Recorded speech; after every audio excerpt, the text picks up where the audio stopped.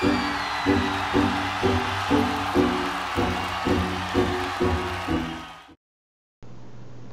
guys, Zach here.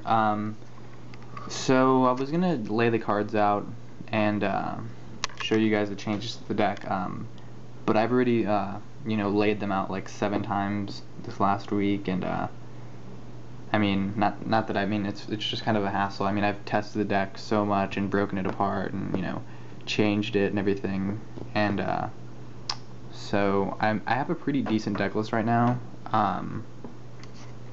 And it's actually, I feel very comfortable with it. This is just my post on Magic the Gathering Salvation. And I've gone through multiple builds. This is like my 7th version of the deck.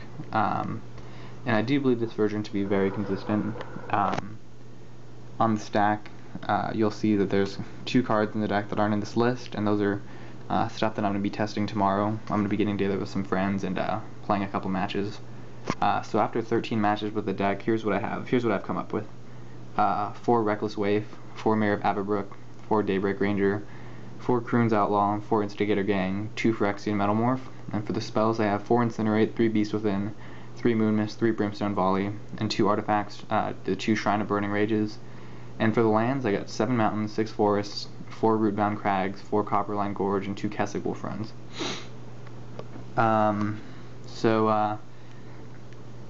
Basically, the creature lineup is pretty much the same except for the addition of the 2 Phyrexian Metamorphs.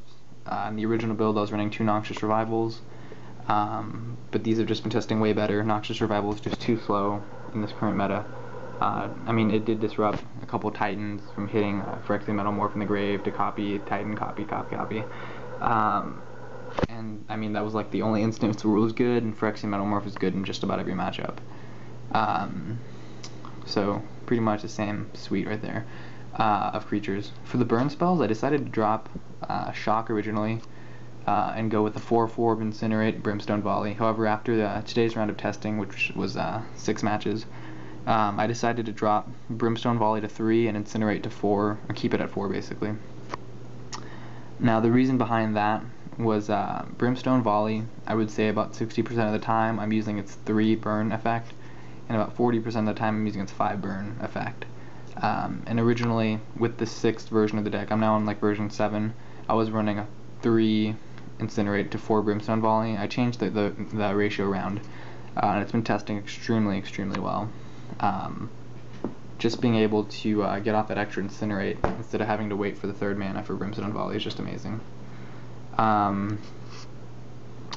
Also, I added in Beast Within.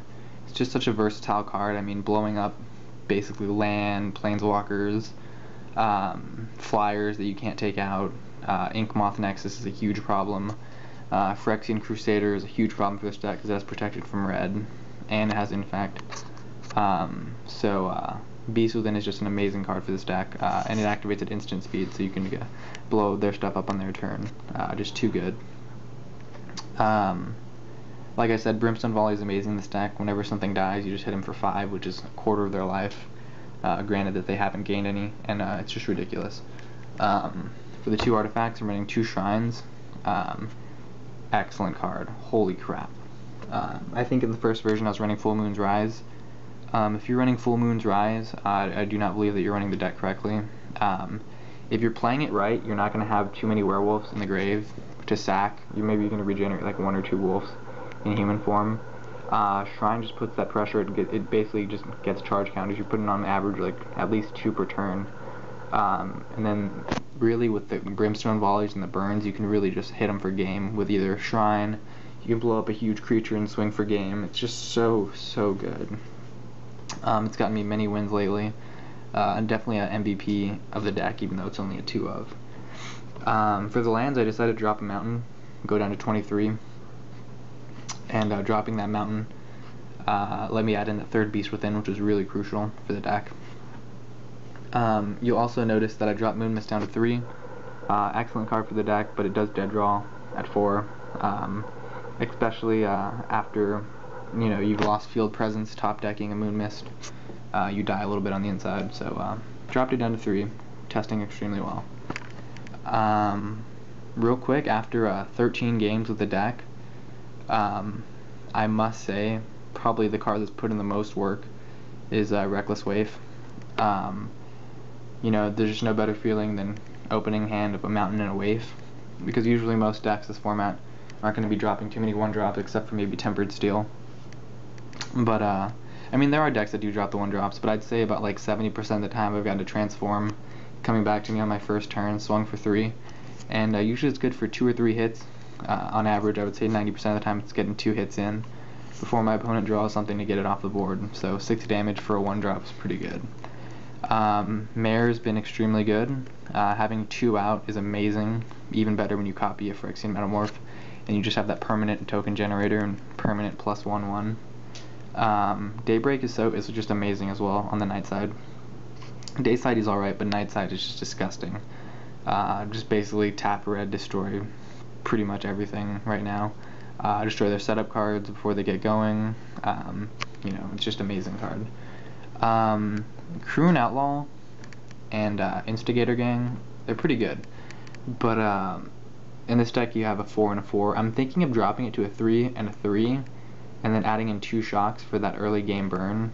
That does need to be tested out, but I mean, right now I believe that's the best option for the deck. I did dead draw quite often with an Instigator Gang in my first turn hand.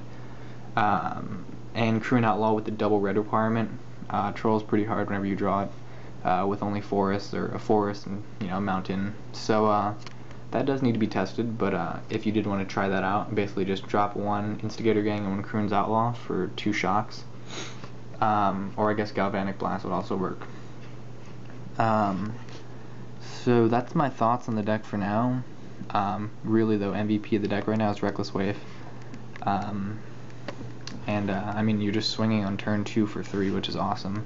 Yeah, Goblin Guide put in better, like a little bit more damage. I think it was 1 more damage last format, but I mean, there's no real drawback to Waif. Goblin Guide, you might give him a land, which is huge, and obviously it's rotated out, so don't need to worry about that. So this is the deck right now, still at 60 cards. Sideboard still needs work, but I do have a rough sideboard. I'll probably put that below, and I will put this deck list down below for you guys to look at. And if you have any questions, comments, or suggestions, any tech cards you want me to look at, let me know. I think I've tested just about every card for this deck that's viable right now, but if you have an interesting tech that you want to let me know, just let me know. I'd really appreciate it. And real quick, just the Kessig Wolf Runs. I don't know, like I'm kind of split on these, like 50-50. The first couple rounds that I played with them, they did nothing for me, like absolutely nothing. And then the last 8 rounds, they've done alright, but they've never really been awesome. I mean, there are decks in this format that can really abuse Kessig Wolf Run, and in theory this deck should be able to spam the shit out of it, but I just haven't been able to get it to work too well. But like I said, I am still adjusting the deck. Once I get rid of those dead draws that really keep me tapped out, maybe it'll put in a little bit more work. But right now it's all right. It's nothing amazing. I'm almost considering going to. Okay, sorry about that, guys. My camera died. But yeah, like I said, Kessig Wolf Run has been an extreme underperformer for me. But once again, maybe it's just my playstyle, getting used to the deck. The last 3 matches that I played, it actually did play a pretty decently in the. It really had a good effect in the game. So that's pretty much it for this kind of deck update. I'm gonna try to do these pretty regularly with there's the cards on the screen. I feel like you guys don't get any extra value out of seeing the cards on a table. Rather than just go and lay them out, I'll just do this. It's a little cleaner look as well, and I will post this deck list down below. It's easy for me to copy and paste it. And just so you guys know that it is my deck. I'm not just copying somebody else's posts or whatever.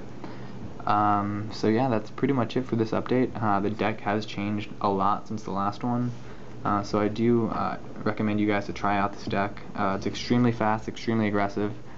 I've already gotten 4 or 5 wins. Not necessarily a match win, but like a game win from swinging with 2 wolves, them declaring no blockers, and then just activating Moonmist for game. It's pretty nasty. I think the worst time I did it was when I had 2 Instigator Gangs in the field and just swung for like 16. It was disgusting. So yeah, I mean the deck is just awesome. Actually it was what is Instigator Gang on the flips? It's a 5/5. It's an 8/5, and the other one pumped it up to 11. So it actually was 22 life with just 2 cards. So something like that. I don't know. I'm not gonna do math right now. But it was amazing. The guy literally just said, "Wow, that was unnecessary." I mean, he just didn't have anything else to say. So the deck is amazing. I definitely recommend you try it out, especially since some of the cards are starting to rise in price. So I guess just try it out while you can. So thanks for watching, guys. Rate, comment, subscribe. Let me know what you guys think. Peace.